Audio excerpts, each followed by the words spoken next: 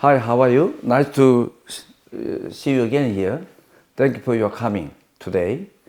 How have you been doing since joining us in 2017? You joined?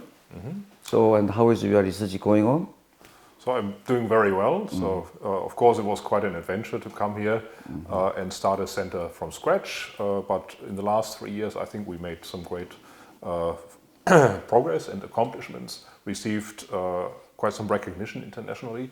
So our center right now has about 40 members. So Good. scientists, staff, and graduate students. And I think we are doing extremely well. I, as a PNU president, have aimed to promote the first PNU, our university, as a research-oriented university. I'm very pleased to host the IBS Center for Climate Physics here in our university and provide a creative research environment for your international team. Could you explain what is the IBS and also tell us about the research goals of IBS Center for Climate Physics and your latest accomplishment? Sure.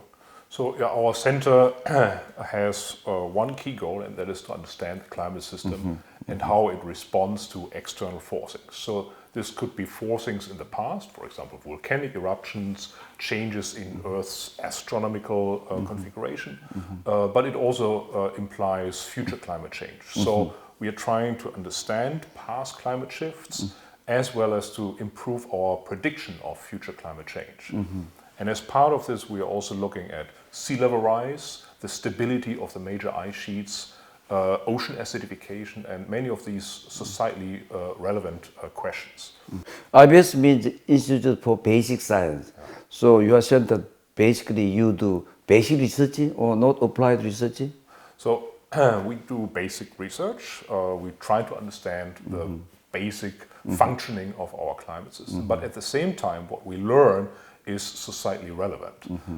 The computer model simulations we conduct right now for the future, they're applicable. People can learn directly what is the extreme climate, what will it be like in 50, 80, 100 years from now in Busan. Sure. So it is actionable science. That's a very interesting subject.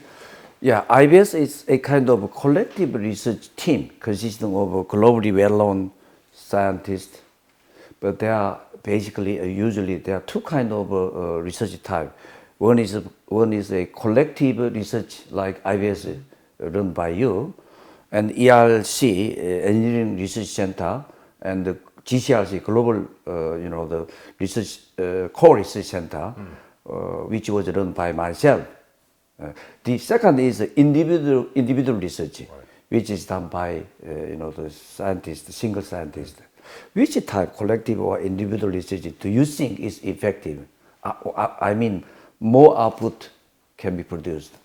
I think it depends. I mean, of course, more output is produced wherever there is more funding available. But I think the idea to bring people together to work on something that an individual cannot do by him or herself is really important to build bridges into new disciplines, to make progress, to move out of one's comfort zone. So right now, if we think about individual PI-driven research, very often we like to explore the things that we know of. The moment you have another partner, another collaborator who has a different expertise, we can start to build bridges and build new science in between. Yes. And I think this is something that our IBS Center can actually create. We create a space where new science can thrive and can be generated. Yeah, absolutely, I agree with you. But nowadays, the knowledge on single subject is almost known. But this day trend is combined together, right, multidisciplinary or conversion, that kind of thing. So in that sense, I think collective research, consisting of different, the subject, multidisciplinary expertise can produce an excellent, the output. So for me also, I mean, science is not about knowing, it's about learning. So the best way is actually to learn also from yourself, from books, by doing research, but also from others. And I think for me, the most rewarding thing doing science is actually to learn from others. Sure. Yeah, you published a good paper in Nature last year about the origin of Homo sapiens. What inspired you to conduct that research, and what are the next steps? Yeah. So yeah, the work again was one of these collaborative efforts, collaborating with geneticists actually from University of New South Wales in Australia. And so our research tries to link the information that we have about Homo sapiens' early evolution from genetics with what happened at that time from climate model data and from paleoclimate model data. So we actually try to see if the early evolution of Homo sapiens was linked in some way to climate change, past climate change. And we can demonstrate that past climate change played a major role in the migrations, early migrations of Homo sapiens. The moment you have migration, people move, they start to diversify. They have different mutations, they become genetically diverse. So we can demonstrate that past climate change played a role in the diversification in terms of genetics, but also cultural and languages. So that's kind of a way how we link climate to human evolution. And that's research that we continue right now, trying to address the question whether these past climate shifts about 200, 300,000 years ago, whether they also played a role in the extinction of some of our cousins, like Neanderthals and some of the other hominins and archaic Homo sapiens that existed at that time. So we are only one of the surviving branches. Many of the other branches became extinct. And we want to understand why. Is it because they competed with Homo sapiens, or is it because they were not able to adapt to climate change? Yeah, that is very interesting subject. You said, the extinction or disappearance of primitive, the hominins may be due to climate change, climate accident. We, current Homo sapiens, may also be extinct and disappeared someday in near future or future. Do you think that can happen? I think not because of climate change as a species. We will struggle, we will face major challenges because of climate change. But I think the only possibility for us to become extinct is our own stupidity. So I think ignoring the science of scientists is something that has been very prevalent. And I think mass extinction as self-extinction is a possibility still, but not through outside causes. I mean, the global warming is a continuous trend or temporary, or 10 years or 100 years, the short period trend. Right. So it depends on our choices. If we decide to cut down CO2 emissions dramatically, we can still limit global warming. It's still going to happen a little bit, but we can limit the amount of global warming. If we just blast out as much CO2 as we did in the past, global population is projected to increase. CO2 emissions will go up, which means global warming will intensify. So it's our choice whether we would like a planet that's less warm or a planet that poses a lot of challenges for our future generations. And one has to keep in mind also the CO2 that we bring out into the atmosphere stays up there for hundreds of years. So just move on to Korean, the university competitiveness, international competitiveness. Korean national competitiveness is very strong, especially in the advanced, the high-tech industry field. Also, sports, golf, and then baseball, and also K-pop. But however, Korean universities are lesser, the well-known on international stage. What is your opinion? I mean, why Korean university lack in competitiveness? So I think there are several reasons. We have to first see what made other countries very competitive, like the United States. And one of the main strategies that they had was they hired talents, bright minds from all over the world. And nowadays, the university professor group is very diverse. from all over the world. You have scientists working there. And that meant that essentially the United States bought in expertise, knowledge, and also leadership.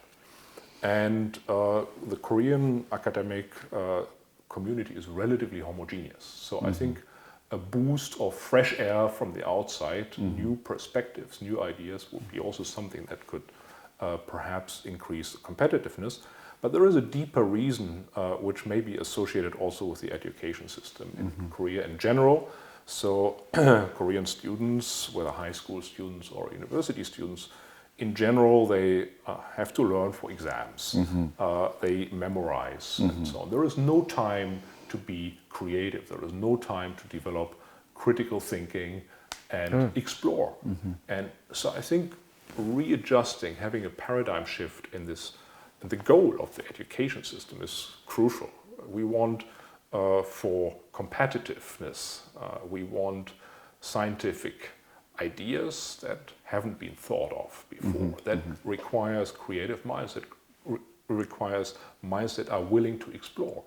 But I see that the education system also at national universities creates more passive minds. I would like to see much more active minds, minds of students that also challenge existing wisdom, that challenge hierarchies, that challenge their professors. That's how progress is being made. Yeah, that's a good point. But in order to, the enhance or foster that, challenge, curiosity or creativity, what kind of education in university we can do? Actual. So I think it's also the lecturing style, frontal lecturing style has been proven to not work well.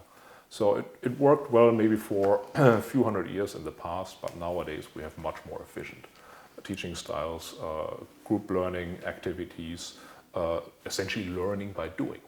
What students need to learn is not knowledge. That's on the sideline. What they need to learn are skills. Sure. And I don't see that the current frontal lecturing style enables students to develop these skills. The only skill they learn is to pass exams. Yeah, fundamentally we have to change, how to teach it, how to think from the elementary and the junior and high school. I agree. Okay, but it's our country education problem. Okay. Yeah, let's move on to the next the subject. Korea experienced the social, political, and economic hardship through the Japanese colonization, independence, after then Korean War. By 1960, Korea was nothing, rubbish all everywhere. One of the poorest countries in the world. But last 60 years, we achieved a lot of economic growth and also democracy. So origin is Germany and our Korea. We are divided into north and south. So, what factor, the merit Korean people made this kind of big miracle achievement?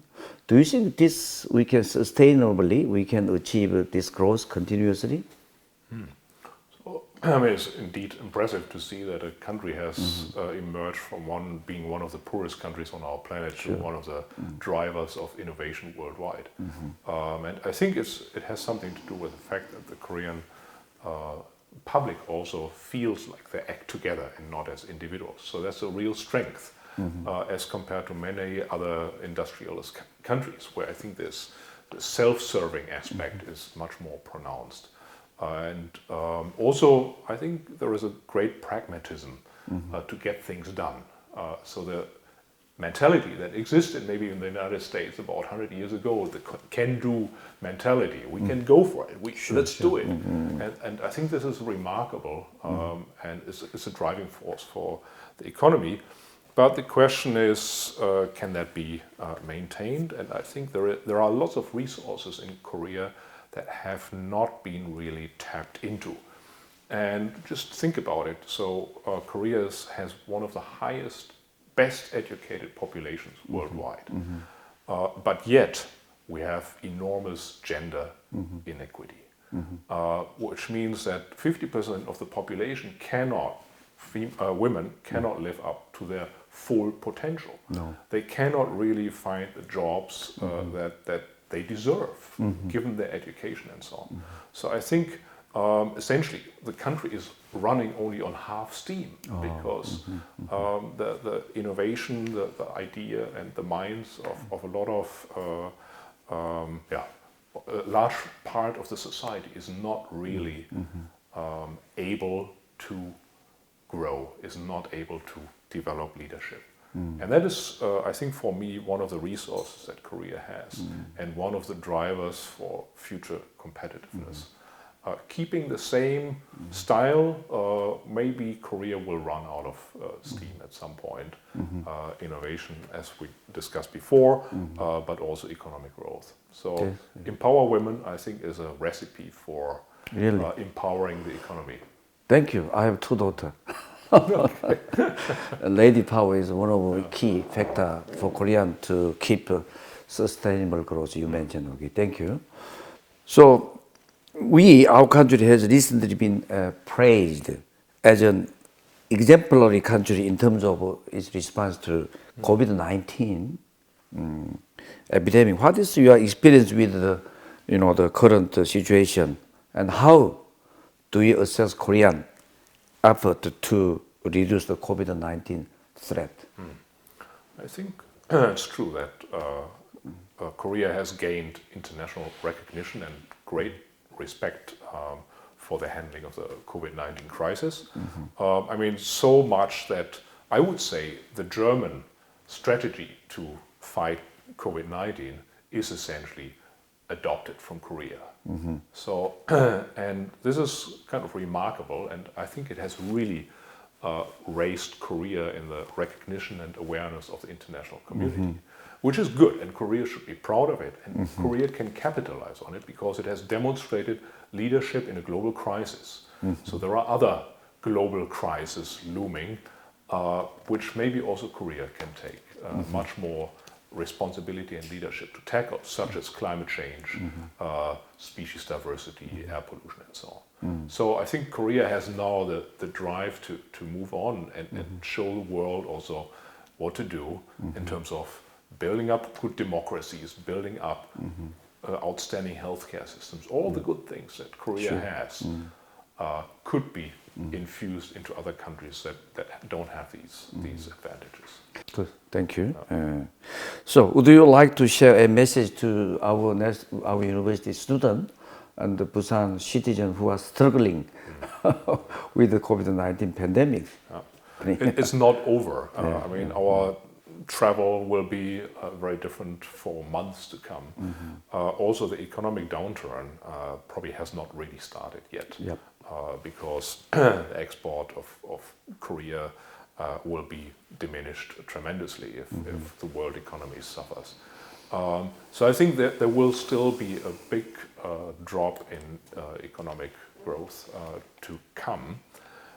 Nevertheless, Korea should be proud of what they accomplished and really get more of a self-confidence, saying, okay, we were able to show the world how to deal with one of the worst crises of mankind since the Second World War. Sure. Maybe we can do more. Maybe we can maintain this leadership role in a lot of these other challenges that will still be there, even if we solve COVID-19 worldwide through vaccination and so on. Global warming will still be there, the loss of species diversity, air pollution, health, other health factors and so on. And that's also where Korea can become leader. And that's maybe the positive note, that's the hope that we can think of, that it's a crisis, but if you get out of the crisis, there is a light at the end of the tunnel, and Korea is the person carrying the light right now, and that's quite remarkable. But I understand you have a piano in your office. You are researching in your office, and which is very rare, unusual for professor and scientist to have a piano in his office and play sometimes piano. I think it's good. Sometimes we have stress, and by playing piano, we can be relaxed, and then we can insight, some the idea. So that is your case. Yeah, so of course I wish I had more time to play the piano, but yeah, it is a way of relaxing. And if we think about scientific problems, very often we try to concentrate, we try to find the solution. Usually we don't. The best moment for, let's say, scientific creativity is when we are relaxed, when we're not sitting in front of our computer, when we do something totally different.